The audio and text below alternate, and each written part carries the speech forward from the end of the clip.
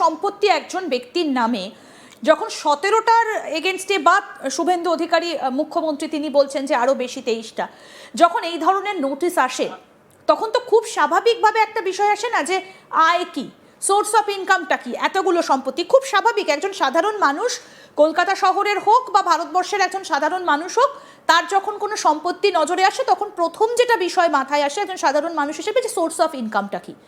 আমি এটা একটু আপনার কাছে জানতে চাই যে এই বাড়িগুলো বৈধ না অবৈধ, সেগুলো কতটা আইন মেনে করা হয়েছিল, তার প্ল্যান ছিল কিনা, এগুলো যখন খতিয়ে দেখা হবে তখন কি শুধু এই অংশটাই দেখা হবে নাকি তার সোর্স অফ ইনকামটা? কারণ এতগুলো প্রপার্টি যখন কারোর হয় তখন তো তার সোর্স অফ ইনকামের বিষয়টাও একটা উল্লেখযোগ্য বিষয়, নাকি সেটাও খতিয়ে দেখা হয়? এই জায়গাটাতে আমি আসতে চাইছিলাম। খুব ভালো প্রশ্ন করলেন। ইনফ্যাক্ট তখনই যখন বলছিলেন আমি ভাবছিলাম এই আনসারটা অন্যরকম হবে। সেটা হচ্ছে, এক তো গেল আপনার বিল্ডিং কনস্ট্রাকশন লিগ্যাল কি ইলিগাল, যেটা কেএমসির পার্ট চলে গেল। তার সঙ্গেই যে এতগুলো সম্পত্তি কেন, এটা কিন্তু কলকাতা কর্পোরেশনের কাজ নয়। একজন মানুষের যদি দেখা যায় আয়ের সঙ্গে সঙ্গতিহীন, মানে আয় যা তার চেয়ে বেশি, বা আয়ের সোর্স ঠিক নেই, অনেক রকম হতে পারে। এক হচ্ছে আমার আয় যা তার চেয়ে বেশি আমার কাছে সম্পত্তি, তাহলেই সঙ্গে সঙ্গে পরের প্রশ্নটা আসবে এত টাকা আসলো কোত্থেকে। এই পার্টটা কিন্তু কলকাতা কর্পোরেশনের ডিল করার কথা নয়। এবং তখনও যে পার্টটা বলেছিলাম যে ক্রিমিনাল পার্টটা, ওটা কিন্তু পুলিশের কাছে কলকাতা কর্পোরেশন কমপ্লেন করবে এবং পুলিশ কেস হবে। কলকাতা কর্পোরেশন কি পুলিশকে কমপ্লেন করতে পারে? একদম পারে না, মানে ওই বিল্ডিং ইলিগাল কনস্ট্রাকশনের কমপ্লেনটা করতে পারে। কিন্তু এই যে বলছেন আপনি যে এত আয়ের সঙ্গে যদি, মানে আমরা হাইপোথেটিক্যাল ডিসকাশন করছি, এক্স্যাক্টলি, যদি আয়ের বাইরে সঙ্গতিহীন, মানে আয়ের সঙ্গে ম্যাচ করছে না, মানে যা আয় তার চেয়ে বেশি সম্পত্তি হয়েছে, এটা এখন পাবলিক ডোমেনে চলে এসেছে, বা রাইট টু ইনফরমেশন অ্যাক্টে যে কেউ পেতে পারে। এই ফ্যাক্টরটা চেক করার জন্য যে অথরিটি গুলো রয়েছে, সেটা হচ্ছে, এক হচ্ছে আইটি ডিপার্টমেন্টের ইনভলভমেন্ট হতে পারে এখানে, ইনকাম ট্যাক্স ডিপার্টমেন্ট। 2 নম্বর হচ্ছে সিবিআই এর ইনভলভমেন্ট হতে পারে, সিবিআই এর অ্যান্টি করাপশন। কারণ আপনার সঙ্গে আয়ের সঙ্গতিহীন উপার্জন মানেই হচ্ছে তার মধ্যে করাপশন থাকবে, আর সিবিআই এর স্পেশালি অ্যান্টি করাপশন ইউনিট থাকে। তার সঙ্গে ইডি আসতে পারে, যেহেতু মানি ট্রেল এবং আনটেন্টেড মানি। এবং 4 নম্বর, মানে কলকাতা পুলিশ বা বেঙ্গল পুলিশ, সিআইডি বা ডিডি। এই পার্টটা পুরোপুরি পুলিশি পার্ট, এবং সেই পার্টে করাপশন পার্টটা দেখা হবে, এবং সেই করাপশনে ট্রেল দেখা যাবে যদি দেখা যায় যে আয়ের সঙ্গে সঙ্গতি নেই। পুলিশের পোর্শনটা একটু সুজয়ের কাছ থেকে জানি।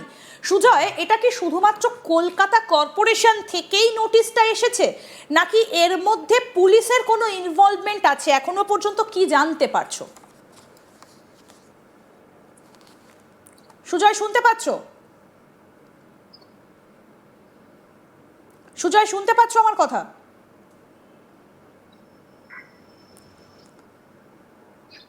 সুজয়, শোনা যাচ্ছে? হ্যাঁ, শোনা যাচ্ছে। সুজয়, যেটা সেলিম দা বলছিলেন তুমি নিশ্চয়ই শুনেছো যে দুটো পার্ট রয়েছে। একটা হচ্ছে কনস্ট্রাকশন ইললিগাল কিনা, কিভাবে হয়েছিল, নকশা মানা হয়েছিল কিনা, আইন মেনে হয়েছিল কিনা, আরেকটা হচ্ছে ক্রিমিনাল দিকটা, যে আয়ের সঙ্গে সঙ্গতি রয়েছে কিনা। আমি তোমার কাছ থেকে যেটা জানতে চাইবো যে শুধুমাত্র নোটিশটার মধ্যে ইনভলভমেন্ট কি কর্পোরেশনেরই রয়েছে, নাকি পুলিশের তরফ থেকেও কোনো রকম কোনো নোটিশ এসেছে? না, সেলিমদা যেটা বলছিলেন একেবারে সেটাই কেএমসির তরফ থেকে জানানো হয়েছে।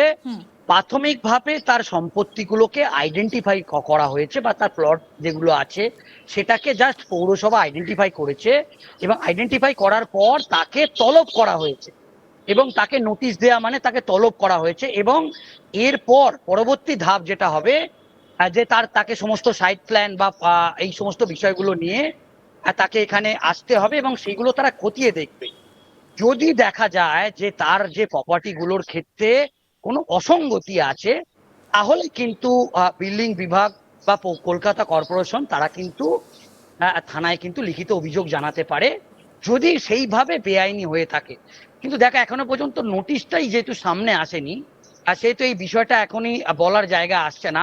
কিন্তু আমরা প্রাথমিকভাবে যেটা জানতে পাচ্ছি, যদি সেই যে প্রপার্টি গুলোর সম্পর্কে ইতিমধ্যেই তার কাছ থেকে পেপার চাওয়া হয়েছে, এবং সেটা তাকে যে নোটিশ দেওয়া হয়েছে, এবং সেই নোটিশের পরিপ্রেক্ষিতে তাকে কিন্তু কলকাতা পৌরসভায় হাজিরা দিতে হবে এবং তার সাইট প্ল্যান সহ যাবতীয় তথ্য এখানে কিন্তু জমা দিতে হবে এবং সেগুলো যদি পৌরসভা বিল্ডিং বিভাগ যদি সন্তুষ্ট হয় তাহলে ভালো কথা, যদি দেখা গেল সন্তুষ্ট হলো না বা একটা বড় অংশের অসঙ্গতি দেখা যাচ্ছে, তাহলে কলকাতা পৌরসভা কিন্তু বলা যেতে পারে থানায় লিখিত অভিযোগ জানাতে পারে এবং সেটাই সেলিম খুব সুন্দরভাবে বুঝিয়ে দিলেন। ওটা কিন্তু ক্রিমিনাল পার্ট, ওটা কিন্তু মানে কলকাতা পৌরসভার অধীন মানে পার্ট থাকছে না, ওটা পুলিশ প্রশাসন যা ব্যবস্থা নেবে সেই আইনের পার্ট। এবং এটা আরেকটা বিষয় সত্যি, এবং যে পরিমাণ সম্পত্তি তালিকা সামনে এসছে হরিশ চ্যাটার্জি স্ট্রিট, কালীঘাট এবং আশেপাশে, এবং সেটা যদি শেষ পর্যন্ত বিষয় হয় তাহলে সেটা সিবিআই বা ইডি কিন্তু তদন্ত করবে, সেটা কিন্তু কেএমসি বা কলকাতা পৌরসভার এখতিয়ারে থাকবে না।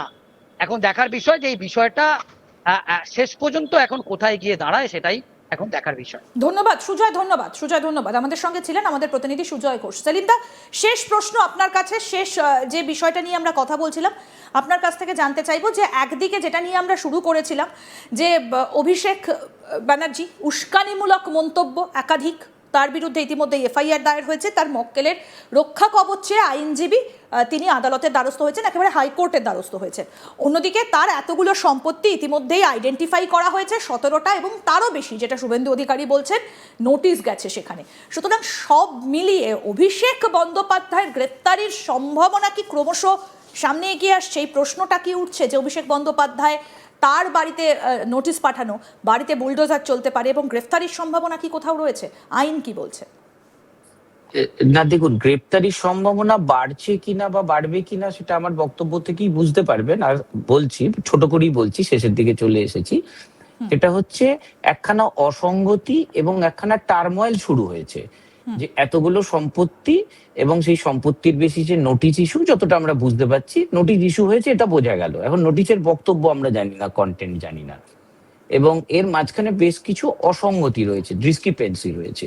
সেগুলোর যদি উত্তর ঠিকঠাক না থাকে এবং যে সময় আপনাকে যদি ক্রনোলজিটা দেখেন এবং টাইমিংটা দেখেন, ইলেকশন রেজাল্ট, গভর্নমেন্ট ফর্মেশন এবং এই ঘটনাগুলো পরপর আসা, তাহলে কিন্তু এগুলোকে একখানা ইনসিডেন্টকে বাইরে নিয়ে আসা বা একখানা ঘটনা বহুলতাকে আইনের চোখে নিয়ে আসা, তার একটা টেন্ডেন্সি দেখা যাচ্ছে।